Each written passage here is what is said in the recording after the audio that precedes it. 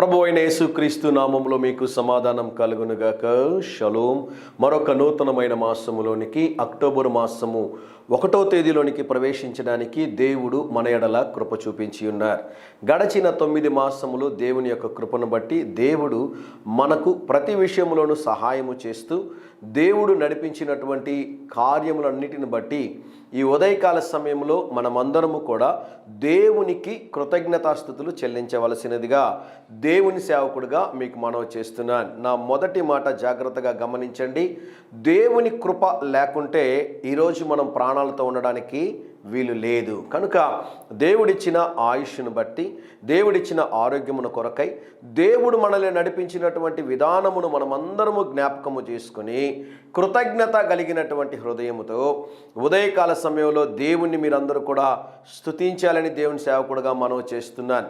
దావీదు అంటాడు కదా, ఆయన చేసిన ఉపకారములలో దేనిని మరువకము. గడచిన 9 మాసములు దేవుడు చేసినటువంటి ఏ మేలును మరువక ఉదయకాల సమయంలో కృతజ్ఞతాస్తుతులు చెల్లించండి.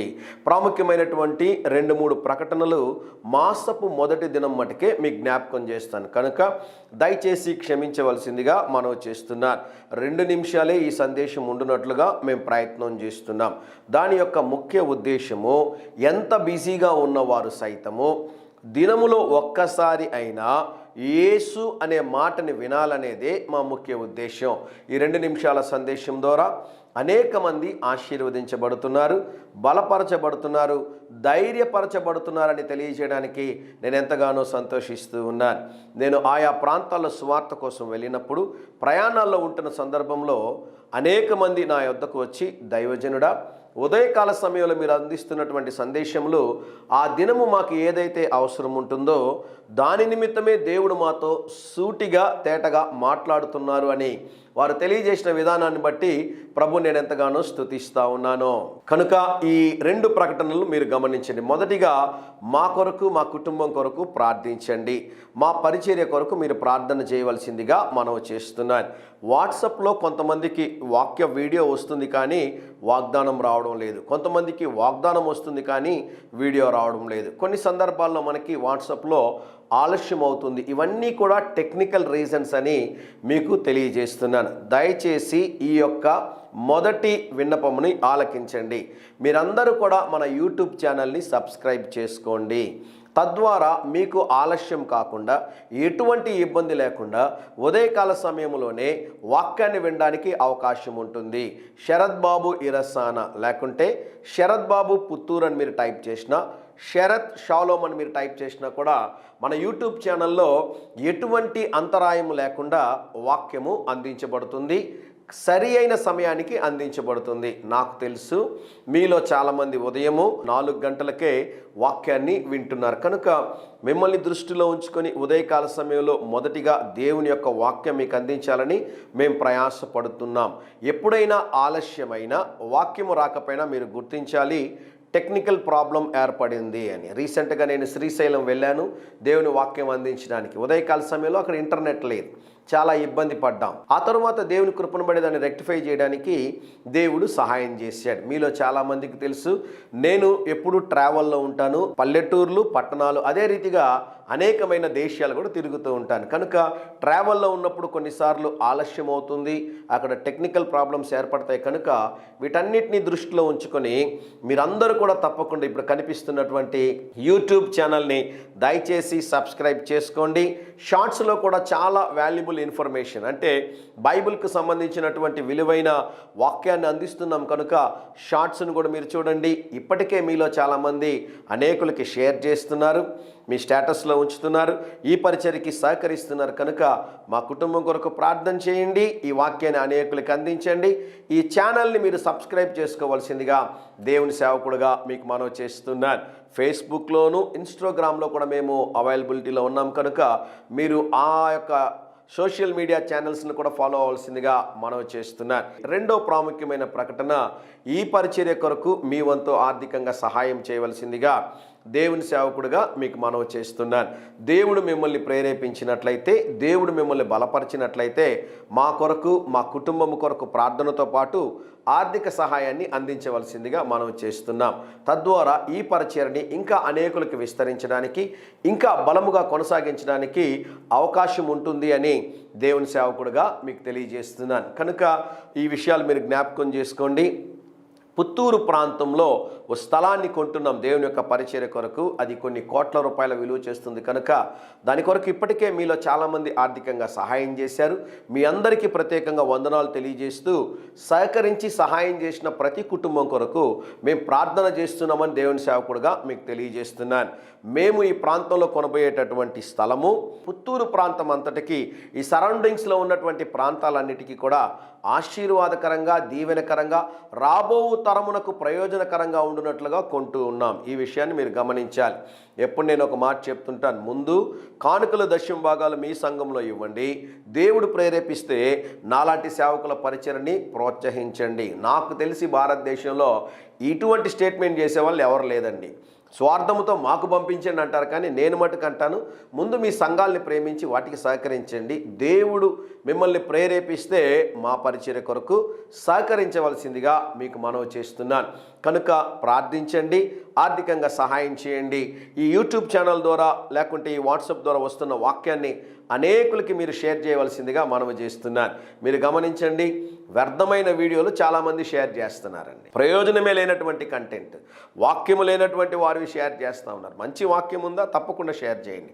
సినిమాలు, లోకానుసారమైన వీడియోలు, షార్ట్స్ని అనేక మంది స్టేటస్లో పెడుతుంటే చూసి చాలా బాధపడుతుంటాను. జీవము కలిగిన దేవుని మాటల్ని ఎవరు షేర్ చేయడం లేదు, కానీ వ్యర్థమైనటువంటి అల్లరితో కూడుకున్నటువంటి ఆటపాటలకు సంబంధించిన వీడియోస్ని క్రైస్తవులు షేర్ చేస్తున్నారు. కనుక దయచేసి అటువంటివి చేయొద్దని దేవుని సేవకుడుగా మనవి చేస్తున్నాను.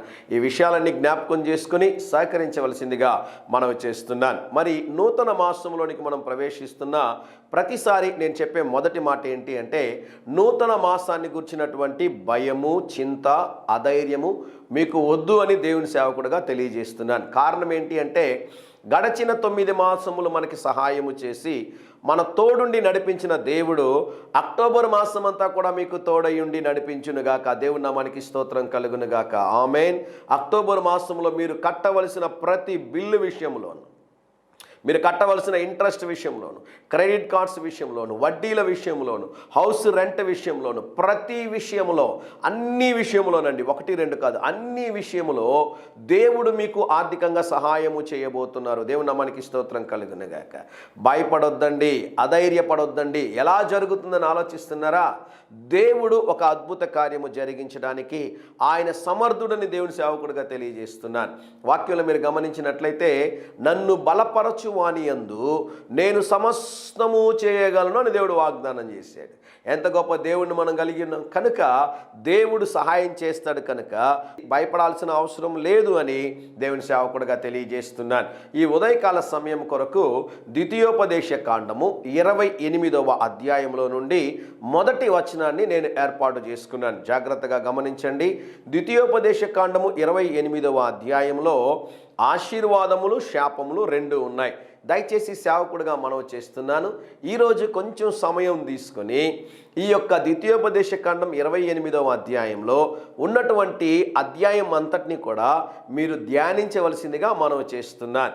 మీరు జాగ్రత్తగా గమనించినట్లయితే ద్వితీయోపదేశ కాండం 28వ అధ్యాయంలో 3వ వచనము నుండి 15వ వచనం వరకు మనం గమనించినట్లయితే 10 నుండి 12 ఆశీర్వాదాలు ఉన్నాయండి. ఈ 15 వచనాల్లో మీరు గమనించినట్లయితే దాదాపు 13 వచనముల్లో మీరు ఆశీర్వాదాలు మీరు కనుగొనగలరు. మిగిలిన 2-3 వచనాల్లో మీరు గమనించినట్లయితే దేవుడు ఆజ్ఞల్ని ఇచ్చి ఉన్నారు. ఈ ఉదయకాల సమయం కొరకు ద్వితీయోపదేశ కాండము 28వ అధ్యాయము 1వ వచనాన్ని మీకు జ్ఞాపకం చేస్తాను. గమనించిన ప్రియులారా, నీ దేవుడైన యెహోవా భూమి మీదనున్న సమస్త జనముల కంటే నిన్ను హెచ్చించును. దేవుని నామానికి స్తోత్రం కలుగునుగాక. అనుదినము 2 నిమిషాల సందేశం చూస్తున్న వారికి తెలిసి ఈ మాటలు ఏంటి అంటే, ప్రతి ఆశీర్వాదానికి పైన ఒక కండిషన్ ఉంటుంది.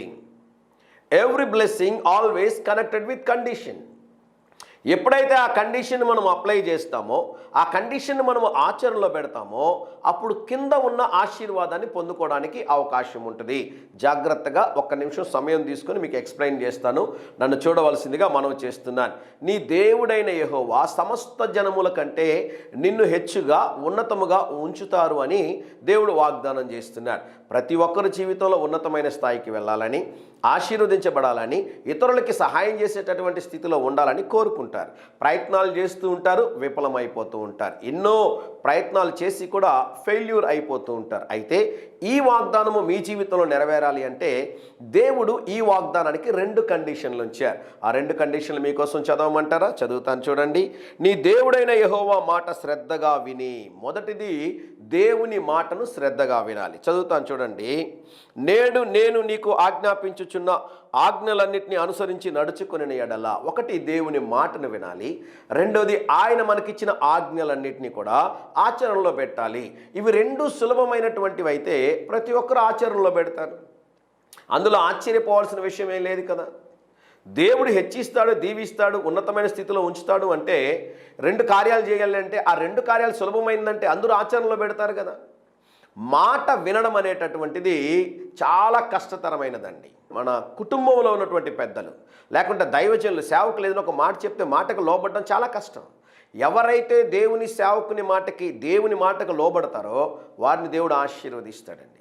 ఆయన ఆజ్ఞలను అన్నింటినీ కూడా మనం అనుసరించి నడుచుకున్నప్పుడు దేవుడు దీవిస్తాడు. ఇవి 2 కూడా కష్టతరమైనవే. నేను 100% బిలీవ్ చేస్తాను, దాన్ని నేను యాక్సెప్ట్ చేస్తాను కూడా. ఇవి 2 మీరు చేయలేకపోతున్నారా? ఒక పని చేయండి. అయితే ప్రభువా, ఇవి 2 చేయాలని ఆశపడుతున్నాను, కానీ నాలో ఉన్న బలహీనతలను బట్టి చేయలేకపోతున్నాను, నిస్సహాయ స్థితిలో ఉన్నాను, నేను బంధించబడి ఉన్నాను ప్రభువా, నేను నీ మాట వినాలని ఆశపడుతున్నాను, వినలేకపోతున్నాను, మీ ఆజ్ఞలు గైకొనాలనుకుంటున్నాను, గైకొనలేకపోతున్నాను, నేనున్న నిస్సహాయ స్థితిని ఎరిగిన దేవుడవు కదా, కృపతో నన్ను జ్ఞాపకం చేసుకొని నీ మాట వినే కృప, మీ ఆజ్ఞలకు లోబడే కృప నాకు దయచేయండి అయ్యా అని ప్రార్థన చేయగలిగితే, ఆ కృప కలిగిన దేవుడు, ఆ కనికరము కలిగిన దేవుడు మీరు ఎటువంటి బంధకములో ఉన్నా మీకు విడుదలనిచ్చి ఈ వాగ్దానము మీ జీవితంలో దేవుడు నెరవేర్చునుగాక. ఆమేన్. కనుక దయచేసి ఈ యొక్క ద్వితీయోపదేశకాండం 28వ అధ్యాయంలో ఉన్న ఆశీర్వాదములు, శాపములు రెండింటిని ధ్యానించండి. అయిపోయిన తరువాత, చదివి ముగించిన తరువాత ఒక చిన్న ప్రార్థన చేయండి. ప్రభువా, నన్ను కూడా ఆశీర్వదించండి, నీ మాటకి, నీ ఆజ్ఞకు లోబడే కృప దయచేయండి అని ప్రార్థన చేయండి. దేవుడు నూతన కార్యాలు జరిగించబోతున్నాడు. అక్టోబర్, నవంబర్, డిసెంబర్ ఈ 3 మాసంలో కూడా జాగ్రత్తగా ఈ వాక్యాన్ని ధ్యానించి ఈ వాగ్దానాన్ని పట్టుకొని ప్రార్థన చేయండి. 2026వ సంవత్సరము మునుపెన్నడూ లేని బలమైన కార్యాలు, ఆశీర్వాదాల దేవుడు మీపైన, మీ కుటుంబం మీద కుమ్మరిస్తారు అని దేవుని సేవకుడిగా తెలియజేస్తున్నాను.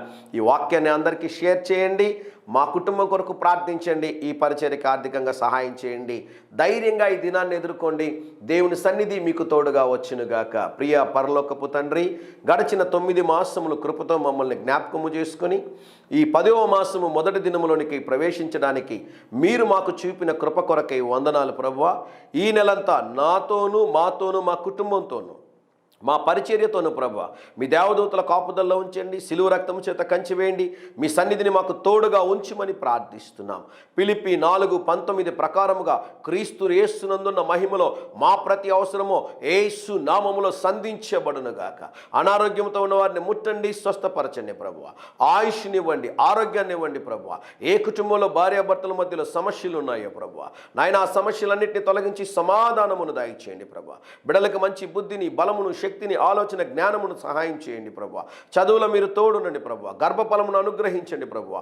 ఉద్యోగం కోసం ఎదురు చూస్తున్న ప్రియుల జీవితాలు అద్భుతాలు చేయమని, ముందున్న సమయం ఆశీర్వాదకరంగా, దీవెనకరంగా చేయమని నజరేయుడైన యేసు నామములో ప్రార్థించి వేడుకొనుచున్నాము తండ్రి. Amen, amen.